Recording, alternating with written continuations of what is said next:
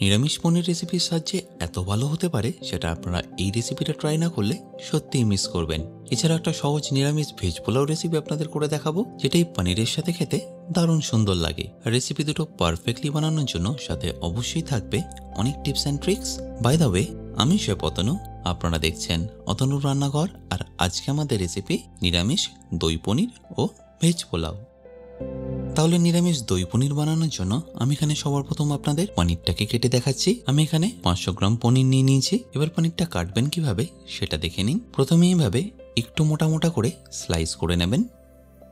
তারপর স্লাইসগুলো থেকে এইভাবে আপনারা চৌকো চৌকো করে কেটে নেবেন। আমি এখানে পনিরের সাইজটা একটু বড় রাখলাম, আপনারা চাইলে ছোট সাইজেরও কেটে নিতে পারেন। এবার সবকটা পনির কাটা হয়ে গেলে আমি এই পনিরগুলোকে ম্যারিনেট করে নেবো। আর তার জন্য একটা পাত্রে আমি নিয়ে নিচ্ছি সর্ষের তেল। তাতে রঙের জন্য দিয়ে দেবো কাশ্মীরি লঙ্কার গুঁড়ো আর সামান্য একটু হলুদ। এছাড়াও লাগবে সামান্য একটু ধনে গুঁড়ো আর জিরে গুঁড়ো।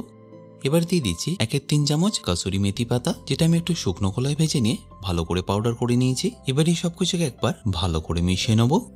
আচ্ছা, এখানে অবশ্যই একটু স্বাদ মতো নুন আর বিট নুন দিতে ভুলবেন না।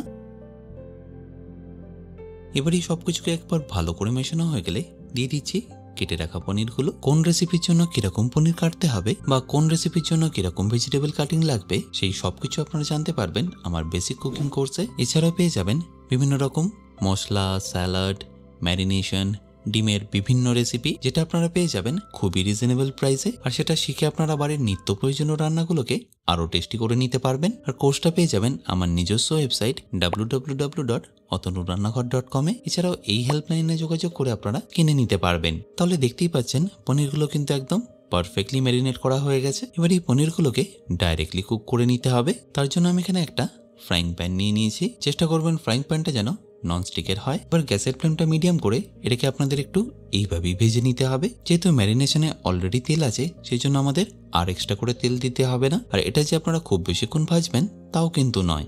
1.5 থেকে 2 মিনিট ভাজলেই দেখবেন যে মশলার কাঁচা গন্ধটা আছে সেটা একদমই চলে যাবে আর খুব সুন্দর একটা চাট ফ্লেভার আসবে, যেটা মোস্টলি টিক্কা করলে আসে। তাহলে নিশ্চয়ই দেখতে পাচ্ছেন মশলাটা কিন্তু খুব ভালোভাবে কোট হয়ে গেছে। এবার এটাকে আমি এইভাবেই সরিয়ে রাখছি।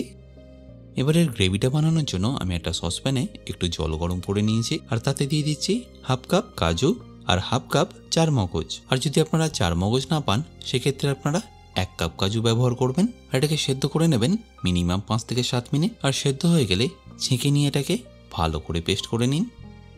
এবার দই পনির বানানোর জন্য আমি এখানে 300 গ্রাম টক দই নিয়ে নিয়েছি আর তাতে মিশিয়ে দিচ্ছি আমরা যে কাজু আর মগজের পেস্টটা করেছিলাম সেটা। এবার এর সাথে কি কি মশলা মিশিয়ে দিতে হবে সেটা দেখে নিন। প্রথমে আমি দিয়ে দিচ্ছি 1 চা চামচ জিরে গুঁড়ো, সাথে 1 চা চামচ ধনে গুঁড়ো, 1/2 চা চামচ গোলমরিচ গুঁড়ো। এরপর দিয়ে দেবেন সামান্য একটু জায়ফল গ্রেট করে। ব্যাস, এখানে আমাদের আর কিছু লাগছে না। আর ফাইনালি দইয়ের সাথে এটাকে ভালো করে মিশিয়ে নিন। এবার দেখে নিন এর গ্রেভিটা বানানো কতটা সিম্পল। প্রথমে একটা কড়াই নিয়ে তাতে দিয়ে দিন সর্ষের তেল আর ফোড়ন হিসেবে লাগবে 2টো শুকনো লঙ্কা, 4টে এলাচ আর একটা জাবিত্রী। আর সবশেষে দিয়ে দিতে হবে 1 চা চামচ গোটা জিরে। এবার যখনই দেখবেন এই গরম মশলা জিরেটা থেকে খুব সুন্দর গন্ধ বেরোচ্ছে, তখন এখানে দিয়ে দিতে হবে 1 চা চামচ কুচনো আদা আর ঝালের জন্য কুচনো কাঁচা লঙ্কা। এবার এই আদার কাঁচা গন্ধটা চলে গেলেই দিয়ে দিতে হবে রঙের জন্য একটু হলুদ গুঁড়ো আর কাশ্মীরি লঙ্কার গুঁড়ো। অবশ্যই এটা তেলেই দিয়ে দেবেন আর গ্যাসের ফ্লেমটা এই সময় একদম লো রাখবেন। আর এটা যাতে জ্বলে না যায় সেজন্য অবশ্যই দিয়ে দেবেন সামান্য একটু জল। একমাত্র এই প্রসেসেই করলে গ্রেভির কালারটা দারুণ সুন্দর আসবে। 30 থেকে 40 সেকেন্ড মিশিয়ে নিয়ে এখানে দিয়ে দিন দইয়ের মিক্সচারটা। আশা করি নিশ্চয়ই দেখতে পাচ্ছেন মেশানোর সাথে সাথে এটা কতটা সুন্দর কালার আসছে। আর মেশানো হয়ে গেলে অতি অবশ্যই দিয়ে দেবেন স্বাদ মতো নুন আর চিনি। আর এই সময় গ্যাসের ফ্লেমটা অতি অবশ্যই মিডিয়াম টু লো রাখবেন। তারপর ফাইনালি এখানে দিয়ে দিন 2 কাপ জল, যাতে গ্রেভিটা ভালোভাবে কুক হতে পারে।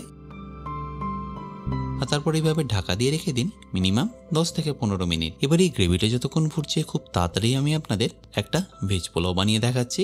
আর তার জন্য একটা কড়াইতে আমি নিয়ে নিচ্ছি 30 মিলি সাদা তেল আর তার সাথে একটু ঘিও আমি অ্যাড করছি। তেল আর ঘিটা গরম হয়ে গেলে আমি এখানে দিয়ে দেবো তেজপাতা, সাথে দিয়ে দেবো কিছু গোটা গরম মশলা। এবার দিয়ে দেবো ছোট রাইস করে কাটা গাজর আর কিছু কুচনো বিনস। আপনারা চাইলে এখানে কড়াইশুঁটিও ব্যবহার করতে পারেন। কাজু কিশমিশটা অপশনাল, আপনারা চাইলে দিতেও পারেন, চাইলে নাও দিতে পারেন। তারপর দিয়ে দিচ্ছি একটু কুচনো আদা আর ঝালের জন্য কাঁচা লঙ্কা। তারপর 3 থেকে 4 মিনিট এই সব কিছুকে একবার ভালো করে ভেজে নেব। আর সাথে অবশ্যই দিয়ে দেবেন স্বাদ মতো নুন আর চিনি।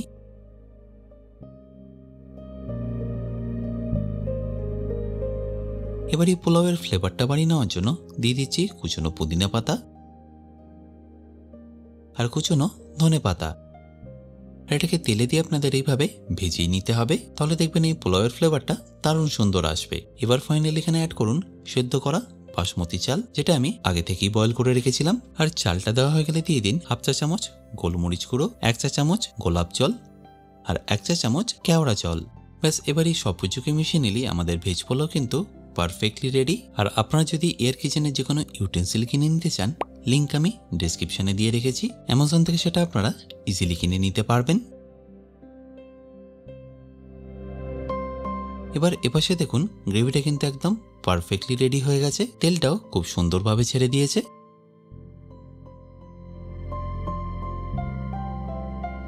এরপর যে পনিরগুলো আমরা ভেজে রেখেছিলাম সেটা এখানে দিয়ে দেবো।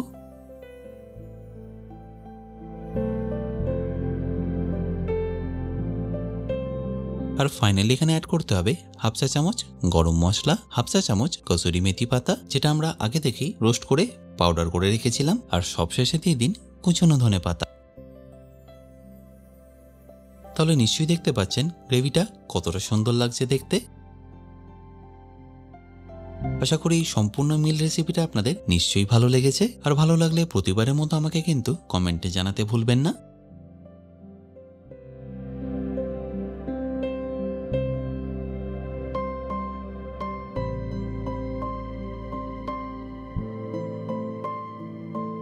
বাই দ্য ওয়ে, আমি শেফ অতনু, আপনারা দেখছিলেন অতনুর রান্নাঘর।